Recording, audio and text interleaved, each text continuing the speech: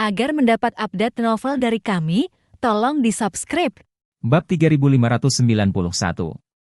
Pada saat ini, William siap menyambut 3 miliar euro serta concorde.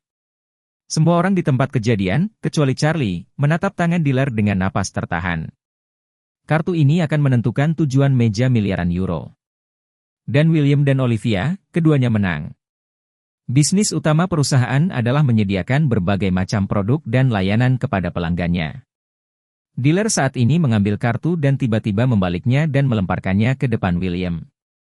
Pada saat ini, William belum melihat kartu apa itu, seluruh orang telah disambar petir. Karena dia melihat kartunya sendiri. Berwarna merah. 4 AC Charlie sudah ada di sana, dan jika William harus menang, itu harus flush. As sekop sudah di tangan Charlie, jadi jika William ingin menang, kartu kelima bisa dan harus 9 sekop. Semua orang yang pernah membuat gold flush tahu bahwa sangat jarang mendapatkan 3 of a kind flush, apalagi 5 of a kind flush. Namun, William tidak khawatir sama sekali.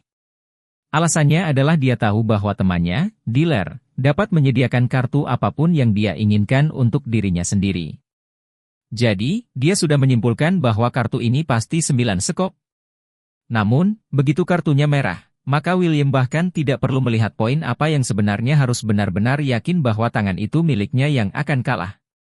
Selain Charlie dan Helena, sisanya adalah tunangan William atau teman William. Jadi ketika mereka melihat bahwa kartu yang paling bawah sebenarnya berwarna merah, semua orang tidak bisa menahan diri untuk tidak mengeluarkan teriakan terkejut yang sangat menyesal. Olivia akan mengalami serangan jantung. Saya berpikir bahwa William telah mendapat andil besar dan berpikir tentang bagaimana merayakannya nanti, tetapi tidak pernah berpikir bahwa dia akan berbalik dan kehilangan begitu banyak. Tiba-tiba, Ratu Nordik masa depan ini, seluruh orang sangat gugup, dia dalam hati bergumam. Bagaimana ini bisa? Bagaimana ini bisa? Mengapa tidak 9 sekop? Kenapa bukan 9 sekop? William bahkan lebih bingung, perbedaan besar miliaran euro ke arah yang berlawanan, sehingga seluruh otaknya kosong, tanpa sadar dia meraung dari mulutnya. Ini. Bagaimana ini mungkin? Ini benar-benar mustahil. Kartu saya harus 9 sekop, bagaimana bisa 6 berlian? Siapa yang mengganti kartu saya? Charlie segera menyingkirkan penampilan asli dari otak pencar itu dan menatap William dan mencibir dengan dingin, dan tidak pernah. Kartu ini adalah ayahmu ya? Anda membiarkannya menjadi 9 sekop, dan itu akan menjadi 9 sekop? William marah dan menatap temannya si pedagang dan mengutuk, ini kamu. Anda sengaja mempermainkan saya, bukan? Keuntungan apa yang dia berikan padamu? Beraninya kau mempermainkanku seperti ini? Charlie berkata dengan suara dingin, William, kamu terlalu tidak bertanggung jawab, kan? Ini pertama kalinya aku bertemu kalian hari ini, dan aku bahkan tidak mengenal teman ini yang menjadi tamu sebagai dealer. Saya baru saja kalah dari Anda berkali-kali, apakah saya pernah menyalahkan dealer? William sudah kehilangan pemikiran normalnya, dia adalah penjudi yang benar-benar hancur, menggertakkan giginya dan berkata, jangan ikut aku. Saya mengatakan kepadanya sejak lama untuk membantu saya membuat kartu dan biarkan saya menang. Tapi dia hanya membuatku kalah di sisi yang paling penting. Ini pasti konspirasi sialan. Charlie. Itu pasti kamu. Kerumunan tercengang, dan baru pada saat itulah pelari lain mengerti bahwa William telah bersekongkol dengan bandar kartu. Jangan lupa subscribe channel YouTube Novel Askadina. Bab 3592. William sangat marah pada saat ini, seluruh orang benar-benar kehilangan rasionalitas, dia sekarang memutuskan bahwa dealer kartu ini berbalik ke sisi Charlie dan memakan dirinya sendiri sampai mati, jadi tentu saja, di dalam hatinya, dia sangat marah. Tapi bagaimana dia bisa membayangkan bahwa satu kata akan membuatnya terjual habis? Charlie berdiri saat ini dan berkata dengan dingin, oh, jadi kau curang dengan orang lain? Apakah Anda tahu aturan meja judi, curang untuk memotong tangan? Baru saat itulah William tiba-tiba bangun.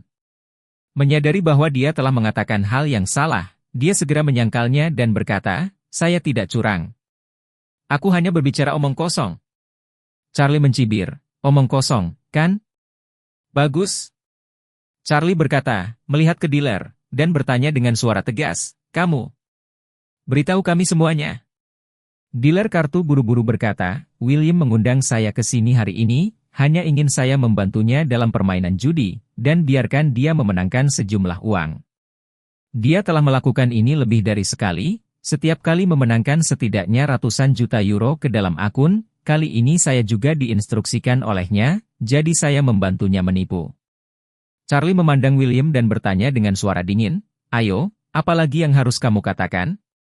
William tidak tahu bagaimana merespons untuk sementara waktu, dan saat itu, dia tiba-tiba melirik Yo di atas meja.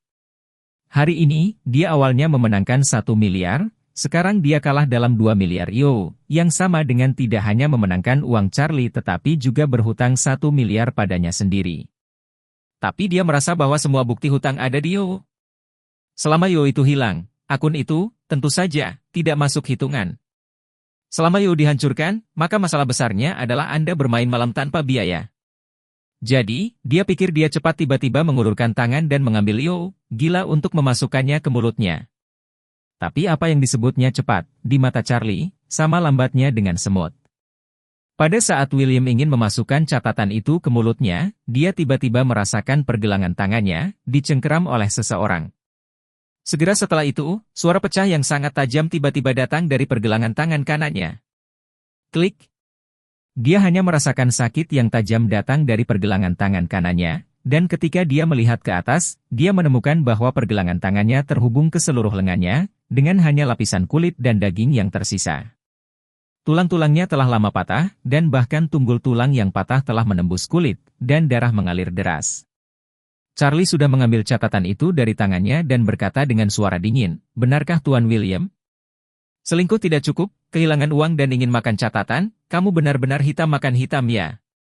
Mengatakan itu, Charlie memperingatkannya dengan niat penuh, jika kamu ingin mengingkari, yang berikutnya putus seperti ini adalah yang ada di celanamu. William berada di ambang kehancuran, keringat dingin yang disebabkan oleh rasa sakit yang parah, membasahi seluruh wajahnya. Dia tahu bahwa dia telah menanam yang keras hari ini, dan akhirnya mengerti bahwa Charlie sebenarnya berpura-pura menjadi babi dan memakan harimau sebelumnya. Tapi dia juga sangat takut bahwa akar Charlie akan hancur.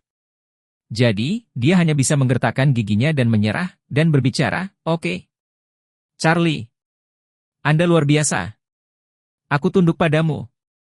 Charlie mencibir, jangan meyakinkanku. Aku juga tidak butuh kamu untuk meyakinkanku, bayar saja 2 miliar euro dulu. Itu ditulis dalam warna hitam dan putih, aku tidak akan membiarkanmu bahkan jika ada 1 poin yang hilang. Apa? William merong marah, aku baru saja memenangkanmu 1 miliar. Sekarang setelah saya kehilangan Anda 2 miliar, paling-paling, saya berutang 1 miliar kepada Anda.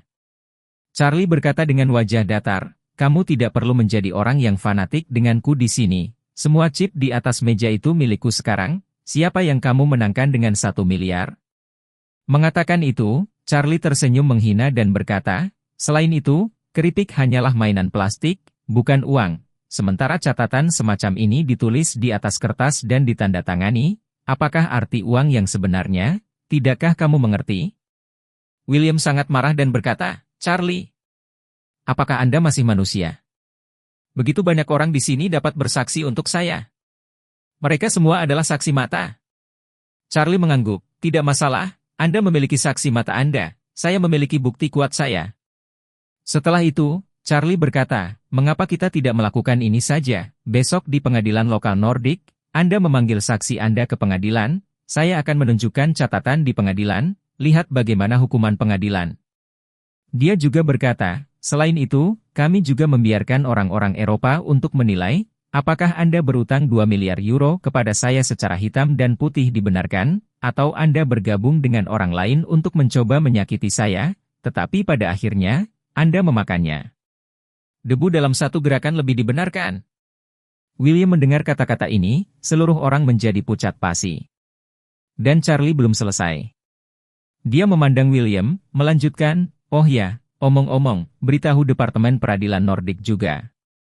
Anda curang dalam permainan judi, mencoba memenangkan saya 3 miliar euro plus pesawat, hal yang begitu besar. Menurut hukum Nordik, saya ingin tahu berapa tahun Anda akan dihukum? Bab 3593. Pada saat ini, seluruh pertahanan batin William telah benar-benar runtuh. Dia tahu betul di dalam hatinya bahwa begitu hal semacam ini benar-benar dibawa ke pengadilan, dialah yang harus kalah, dan itu pasti kekalahan yang menyedihkan. Belum lagi tulisan tangannya sendiri, sekarang di tangan Charlie, sendirian sebagai keturunan keluarga Rothschild, tetapi juga sebagai tunangan dari pernikahan Ratu Nordik yang akan datang, akan menggunakan permainan kartu untuk menipu orang. Satu hal ini, itu sudah cukup untuk merusak reputasinya sepenuhnya. Terlebih lagi, lubang ini bernilai 3 miliar euro plus sebuah pesawat. Jika ini keluar, saya khawatir itu bisa menjadi penipuan judi terbesar di dunia. Reputasi keluarga benar-benar milik anjing. Bagi keluarga kerajaan Eropa dan keluarga besar, yang terpenting adalah reputasi. Jika seorang anggota keluarga kerajaan, meskipun dia seorang pangeran, selama dia telah melakukan sesuatu yang tidak boleh dilakukan oleh keluarga kerajaan, dan itu diumumkan, keluarga kerajaan pasti akan mencabut status kerajaannya dan mengusirnya dari istana untuk menjaga kredibilitas mereka. Ada contoh pangeran di Inggris Raya yang dikeluarkan dari keluarga kerajaan. Oleh karena itu, jika hal ini merebak, pernikahan William dan Olivia mutlak mustahil untuk terus dilangsungkan. Dan, begitu hal yang memalukan itu keluar, itu adalah aib bagi seluruh keluarga Rothschild. Mereka adalah keluarga lapis ketiga, biasanya sama sekali tidak peduli dengan anggota inti keluarga. Tapi begitu skandal internasional ini keluar, anggota inti keluarga Rothschild akan sangat marah. Pada saat itu, seluruh keluarga William, saya khawatir, akan mengalami akhir. Selain itu, ada hal yang lebih mengerikan.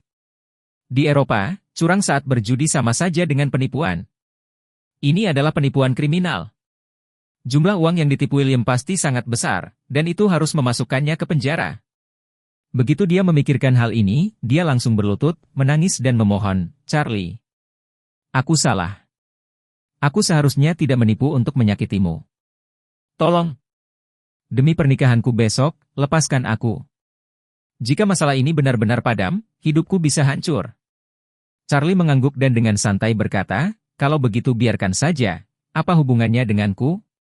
William berlutut di tanah dan bersujud, menangis, dan berkata, "Charlie, tolong ingat bahwa saya hanya pelaku pertama, beri saya kesempatan lagi. Saya benar-benar tahu bahwa saya salah, saya juga akan membiarkan keluarga saya menemukan jalan untuk membantu saya membayar hutang perjudian ini. Aku hanya memohon padamu untuk bisa mengangkat tanganmu dan melepaskanku dari kail." Charlie tertawa, "Kamu harus mengerti satu hal. Sekarang kamu berutang padaku 2 miliar ini ditulis dalam warna hitam dan putih.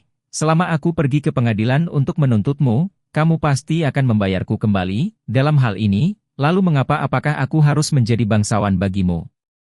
William hampir putus asa, menangis, "Charlie, apa yang pada akhirnya harus kamu lakukan untuk memaafkanku?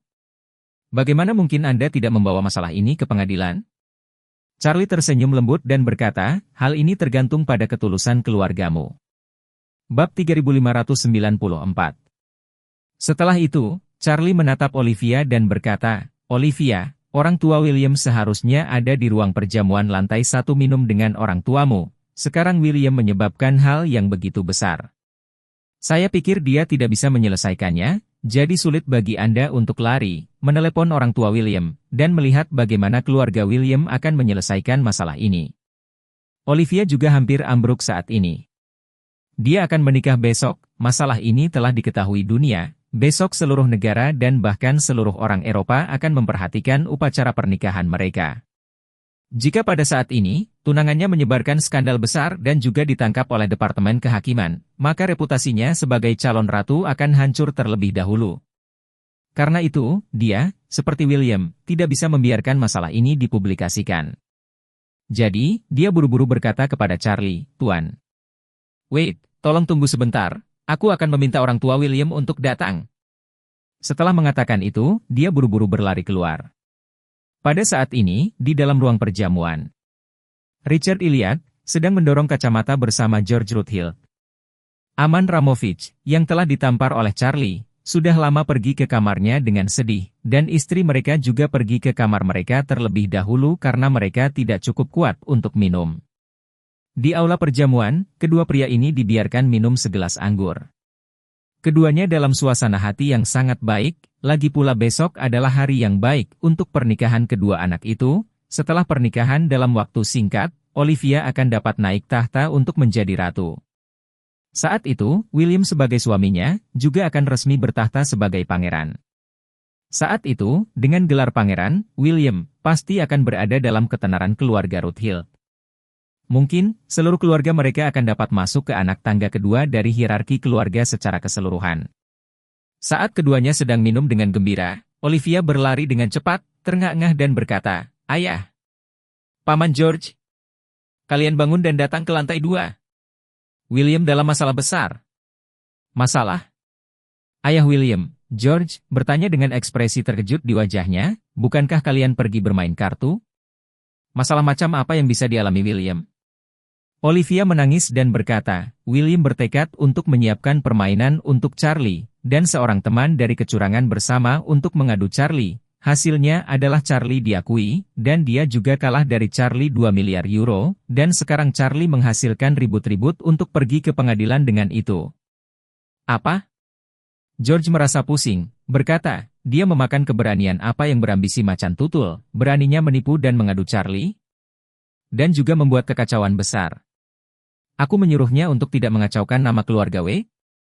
Olivia juga menyesal, mengatakan, William berpikir bahwa hal ini pasti bisa luput dari perhatian, baik untuk memenangkan Charlie sejumlah uang, tetapi juga memiliki kesempatan untuk mendapatkan concorde darinya, tetapi saya tidak berharap dia berakhir kalah darinya.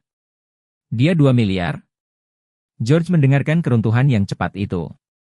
2 miliar euro adalah seberapa besar jumlah uang, tentu saja. Tak perlu dikatakan, kuncinya adalah bahwa masalah ini, dalam situasi ini sekarang, jika Charlie benar-benar ingin menikamnya, maka putranya benar-benar selesai. Di Eropa, jika reputasi seseorang bangkrut, maka segala sesuatu tentang dia juga akan bangkrut. Terlebih lagi, untuk sejumlah besar uang, waktu penjara takut untuk duduk mulai sekarang hingga ulang tahunnya yang ke-80. Dia adalah anak seperti itu, katakan apa yang tidak bisa membiarkan dia masuk penjara. Karena itu, George pertama kali menyadari bahwa hal terpenting saat ini adalah mereka tidak dapat membiarkan Charlie membuat masalah ini menjadi publik. Untuk melakukan segala kemungkinan untuk berdamai dengan Charlie. Jadi, dia buru-buru bangkit dan berkata, "Bawa aku ke sana. Aku akan berbicara dengan Charlie." Richard juga berkata dengan gugup, "Aku akan ikut denganmu." Segera, mereka berdua berlari ke ruang catur di lantai 2, bersama dengan Olivia. Begitu mereka memasuki ruangan, mereka melihat William, yang salah satu tangannya patah, sedang berlutut di lantai sambil menangis terseduh-seduh.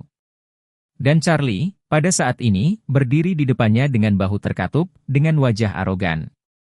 George memasuki pintu, tidak berani peduli dengan putranya, buru-buru datang ke depan Charlie, berkata dengan suara rendah. "Bapak. Wait, saya pikir saya tidak mengajar anak saya dengan benar. Tidak menyangka anak pemberontak ini akan melakukan hal berbahaya seperti itu, tapi saya harap Anda bisa memaafkan." Charlie bertanya kepadanya, "Dia adalah putramu, bukan putraku, mengapa aku harus memaafkannya di sini?" Jangan lupa subscribe channel YouTube Novel Askadina. Bab 3595. Melihat bahwa Charlie tidak menuruti permohonannya, George buru-buru berkata, "Bapak. Wait, anak saya telah melakukan kesalahan? Saya sebagai seorang ayah pasti akan menemukan cara untuk menebusnya. Saya akan melakukan yang terbaik untuk menyelesaikan masalah. Tolong jangan marah." Charlie mengangguk dan berkata, "Karena Anda memiliki sikap ini, maka saya tidak akan berbicara omong kosong dengan Anda. Putra Anda berani mengadu saya dengan licik, dan ingin mengadu saya untuk 3 miliar euro sekaligus, ditambah concorde. Saya belum pernah mengalami serangan kejam seperti itu dalam hidup saya. Masalah ini, bagaimana Anda berencana untuk menyelesaikannya?" George tiba-tiba berkeringat dingin. Dia juga tidak menyangka bahwa putranya begitu berani. 3 miliar euro dan sebuah concorde. Ini bukan perjudian sialan yang akan datang, ini memakan orang hidup-hidup. Sebelum dia bisa memikirkan bagaimana memberi Charlie jawaban yang memuaskan, Charlie menjabat 2 miliar euro di tangannya dan berkata dengan acuh tak acuh. "Dan ini ditulis oleh putra Anda sendiri, dia berutang 2 miliar euro kepada saya, hutang ini, bagaimana Anda berencana membayarnya?" George segera menyeka kepalanya penuh keringat, jumlah yang begitu besar, dan pihak lain masih keluarga Wade, dia segera menyadari bahwa jika masalah ini tidak diselesaikan, putranya kemungkinan akan duduk sepanjang hidupnya di bagian bawah penjara. Apalagi besok adalah hari pernikahannya dengan Olivia, jika dia masuk, tidak akan ada apa-apanya.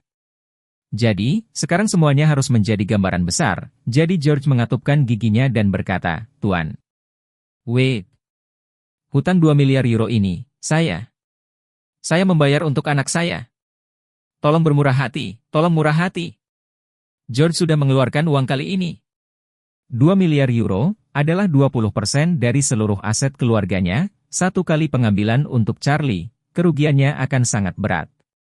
Tetapi sekarang dalam situasi ini, tidak mungkin lagi bagi George untuk ragu.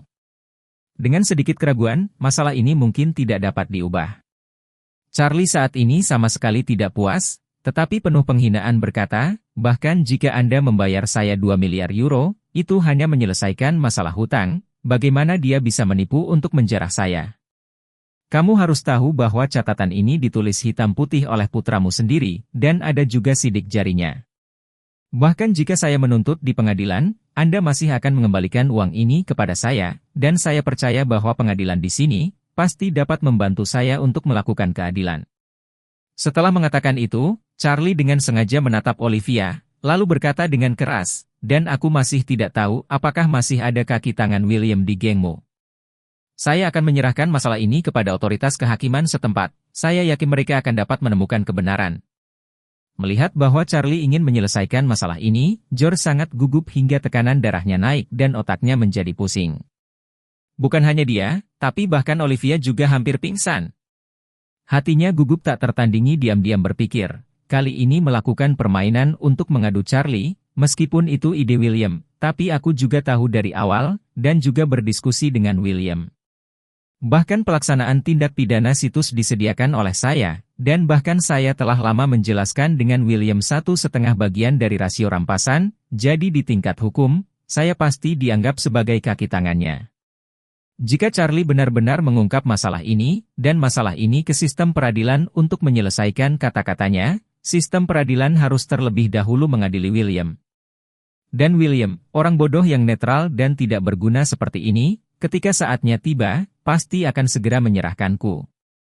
Jika diketahui bahwa calon ratu telah membuat permainan untuk menipu orang lain dengan uang dalam jumlah besar, maka saya pasti tidak akan memiliki kesempatan untuk mewarisi tahta.